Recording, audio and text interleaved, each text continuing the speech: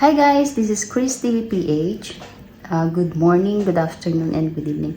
Today, ang sitwasyon dito sa UAE is kalmado na. Unlike yung nung last, few days, medyo yung mga kapwa natin Pilipino dito is nagpapanik sila kasi gawa ng medyo malapit sila dun sa mga nahuhulugan ng debris. Tapos, yung isang parang hotel yata yun or residence hotel na malapit sa Burj Khalifa is nahulugan ng debris at nasunog yung part ng building nasunog.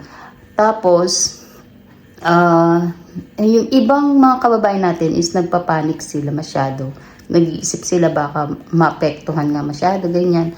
Dito sa lugar namin is hindi naman ganun walang American base dito sa kung nasaan kami. Tapos ang merong American base is yung sa Fujairah kasi nandun yung naval base ng Amerika. Tapos yung pinakamalaking military base military ng Amerika is nasa Abu Dhabi, near Abu Dhabi. Kumbaga Dubai tsaka Abu Dhabi siya.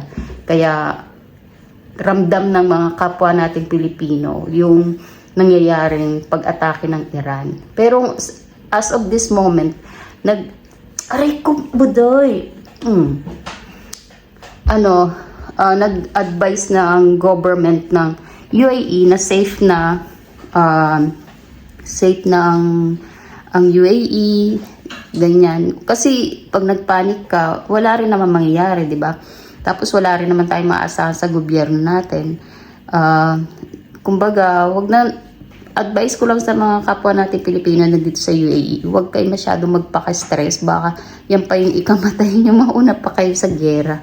Di ba? Pray lang tayo, tapos think positive lang para hindi kayo ma-stress masyado.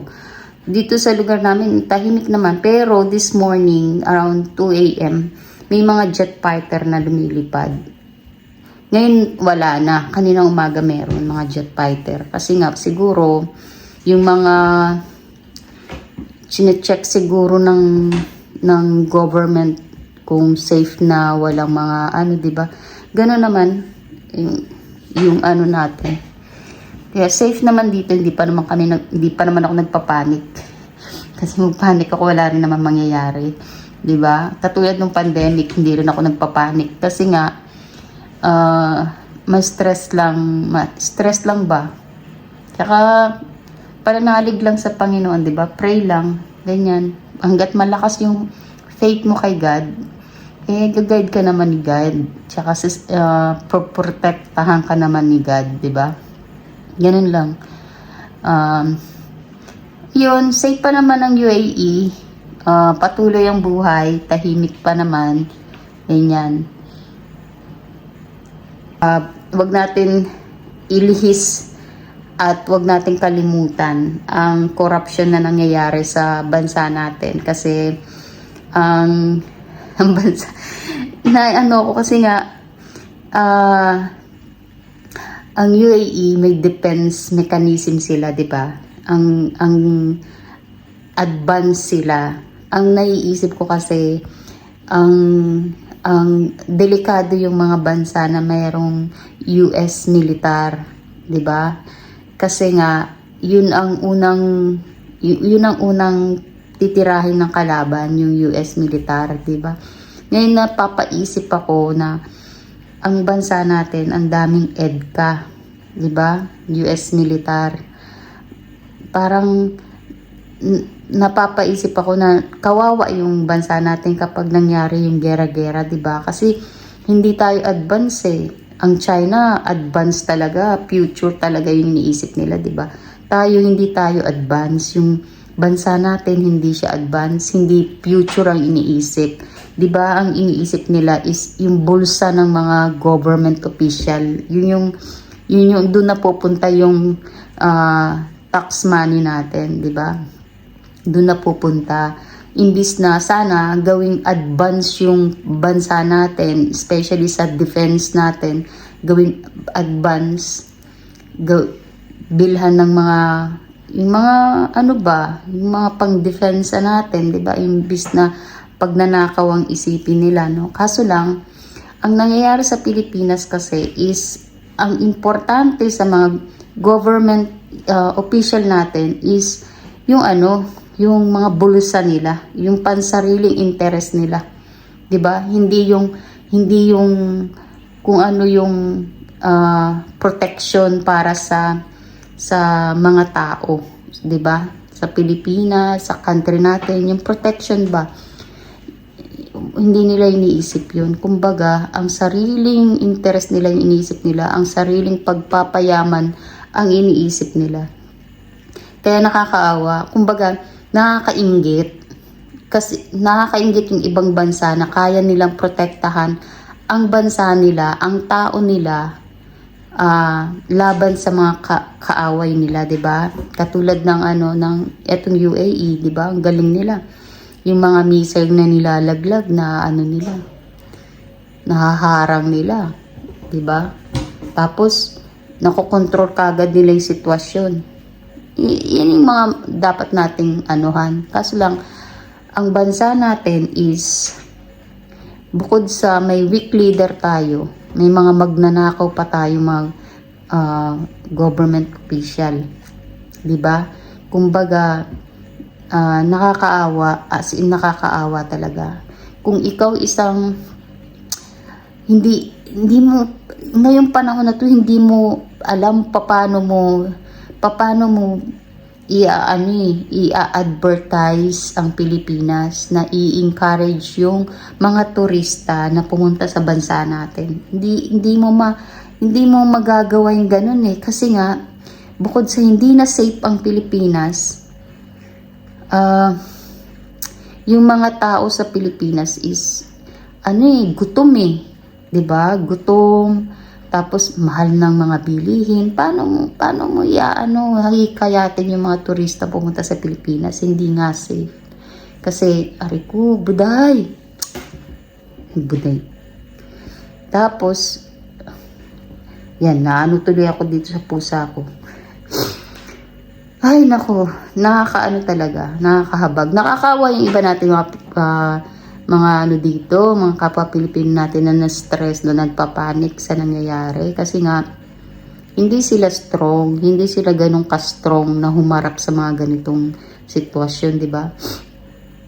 Ako, wala, kamot na ako kung anong mangyari.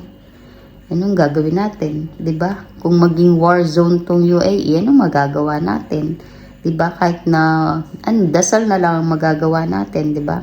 Dasal na lang tayo na sana wag magtuloy-tuloy ang gera, ganyan.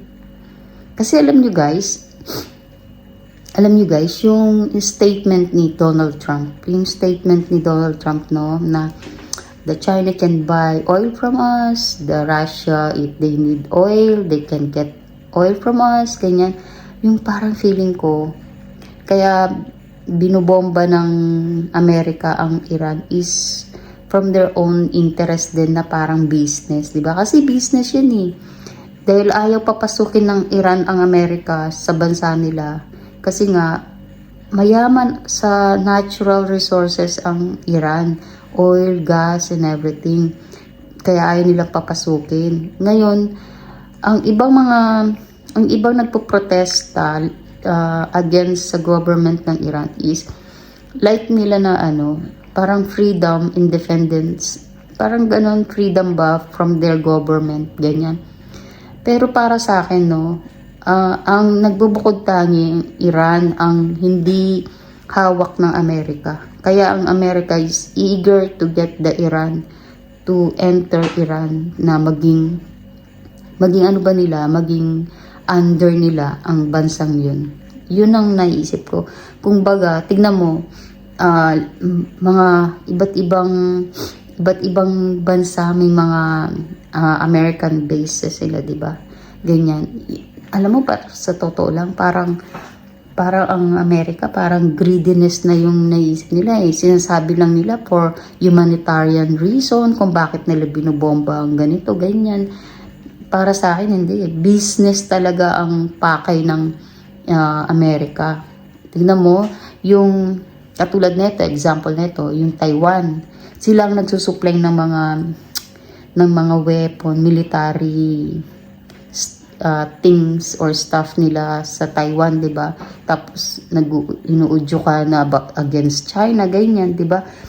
Ang Iran din nila kumbaga, ito yung opinion ko, sariling opinion ko to, no. Kumbaga, hindi nila mahawakan ng Iran kasi ang Iran ay may sariling paggawaan ng nuclear bomb, mga weapon, mga bullet, 'di ba? Meron kasi silang paggawa ng sarili nilang ganun. Ngayon, para sa akin, ang Amerika is the one have a problem talaga. May problema ang Amerika talaga sa greediness nila. Kasi ang akala lang ng iba, ang Amerika, ano yan, mayaman na bansa. Pero deep inside, ano na yan sila, broke na ang Amerika. Kaya nga lahat ginagawa nila lahat para kumita sila. Ginagawa ng Amerika na kumita sila at ma-push pa nila yung mga ganyan. Diyos ko. Diba? Kung walang mga base militar dito sa UAE, sa Fujairah, walang base militar, hindi naman bobombahin ng Iran ang UAE. Diba? Oh, kung galit ang Iran sa UAE, bakit ang base militar lang ng US ang bobombahin nila, diba? Kung galit ang Iran sa UAE, dapat buong UAE binomba nila. Bagsak lang sila ng bagsak ng bomba, di ba? Kasi na hindi eh. Yung US militar lang talaga. Kasi, US militar, kasi, si Donald Trump may pagka-bully rin kasi ito eh. Parang, nangaasar siya, kaya yung Iran naaasar, di ba? Mga ganong bagay ba? Kaya, hindi maganda talaga na ang US militar base is nasa bansa kasi yun ang nagdudulot ng gulo ba. Ganyan. Hindi naman protection. Kita mo nga yung sa Qatar, pinull out na nila yung mga troops nila doon. Diba? Ganyan mangyayari sa atin. Kunyari, nag-start ng gera sa Pilipinas. Automatic yan. Ipo-pull out lang yung mga Amerikano sa Pilipinas. Mga military, pull out yan. Pag nag-start, pull out yan. Kasi si Donald Trump, mahalaga ang buhay sa kanya. Mahalaga ang buhay ng mga soldiers niya. Alang iwanan niya tapos ang mamamatay lang ng dahil sa bansang kung nasan sila, 'di ba? Hindi gagawin ni Donald Trump 'yun. Kaya hindi maganda ng si Bongbong Marcos, no, talagang tinadtad niya ng EDCA ang bansa natin na napakadelikado talaga. Hindi maganda. Tapos hindi pa tayo advance. Di maganda. Para sa akin, yun yung opinion ko, guys. Kasi nga, nakakatakot kapag sa gera, nakakatakot talaga. Pero, yung mga leader kasi mga leader lang naman kasi mahihilig sa gera. Ito si Bongbong Marcos, hilig din nito sa gera. Parang feeling ko, may inggit pa to sa Iran. Pakitaan natin. Feeling ko gusto niya rin mag-gera-gera eh. Tanginang yan. Isang pitik na lang si Bongbong Marcos. Ihimlay na. Tanginang yan. Si Claire Castro. Mga sablay, no? May mga saltik yung mga nasa gobyerno natin. Si Claire Castro, kung ano nun lang yung pinagsasabihan po tayo na about updates about sa improvement ng bansa natin. Wala siya masabi. Putay na pag about sa mga Duterte, arriba siya talaga ng alam niya yung nangyayari about sa Duterte at meron siyang pangbakbakang puta. Kaya hindi mo talaga maiinis ka na mga saltik talaga eh. Tapos, yung sa Marine naman, yung, di ba, yung mga ex-marine na nag-expose ng mali-maleta, putay na, ang si Ping Lacson, ayaw niya imbestiga ng puta. Nakakabuisit. Si Boying Remulla din, di ba? Ang nagsabi, puta, walang Kailangan may individual affidavit daw yung ex-marine ng puti para tang inang boy niya. Kasi kasabot ang putang ina eh. Mapapamura ka talaga sa kanila kasi nga may mga saltik at lutang ang nasa gobyerno natin ngayon. Tapos mga magnanakaw talaga, no? Biriin mo, sa kanila napunta yung mga binayad natin sa tax. Sa kanila napunta, imbis na mga proyekto na pwedeng pakinabangan ng tao, mga defense mechanism na pwedeng gamitin in the future na merong gustong magsumakop sa atin, 'di ba? Mga ganung bagay ba? Ngayon parang ikaw tuloy parang tatama rin ka na magbayad ng tax eh. Kasi nga, gawa ng sa kanila lang napupunta. Sila lang yung mayaman katulad na si Kimbo, di ba? Si Kimbo. Kaya pala nagpe-flex siya ng mga expensive niya, tas meron pa siyang artista ban. Yun pala, ina niya, ilang maleta pa lang nakuha niya, no? Kapal ng mukha ni Kimbo, no? Tapos si Abante, si Laila de Lima, kaya pala gigil na gigil sa mga Duterte. Meron na din na pakinabangan eh, no? Grabe yung, yung pagsisiwalat ng mga nakawan sa, natin, nakakahiya. Nakakahiya sa ibang bansa. As in, nakakahiya ang mga congressman ng presidente natin. Nakakahiya, guys. Nakakahiya. Kasi tayo, kahit ng kayo, bayad tayo ng bayad ng tax. Tapos, napupunta lang sa mga gagong opisyal ng gobyerno natin. Nakakaya. As in, nakakaya talaga. Hindi lang milyon eh. Billion ang mga ninanakaw. Trillion na nga ngayon ang ninanakaw nila. Grabe. Wala akong masay talaga. Simula umupo si Marcos talaga. Wala akong masay. Talagang tinripol niya ang ginawa ng tatay niya, tinripol niya. Kaya guys, ang payo ko sa inyo, no, sa darating na 2028, maging wise na tayo sa pagpili ng leader. Kasi nga, hindi naman sila yung nagsasuffer, kundi tayo din. 'Di ba? Dapat matinong leader ang mapili natin sa 2028, ang iluklok natin. Kasi, tayo rin ang nagsasuffer. 'Di ba? Sino ang nananakawan? Tayo. 'Di ba? Tapos sino ang walang pakinabangan sa mga proyekto na hindi nagagawa? Tayo. 'Di ba? Yung mga pamilya natin na nasa Pilipinas. Sila yung nagsasuffer, sila yung nagkakandamatay-matay dahil sa kakulangan ng serbisyo ng gobyerno natin. Kaya vote wisely for our future children, future ng ating mga anak, na sakaling makapili tayo ng matinong leader, at least mabawasan yung utang at magawa ng matitinong proyekto, maituloy yung mga nakatenggang mga proyekto, 'di ba? Ganun. Katulad dito sa sa UAE, Diyos ko, ang daming mga project na ginagawa, as in. Talagang nila yung pinapriority nila ang kanilang economy at ang kanilang pag-unlad, 'di ba? Yun.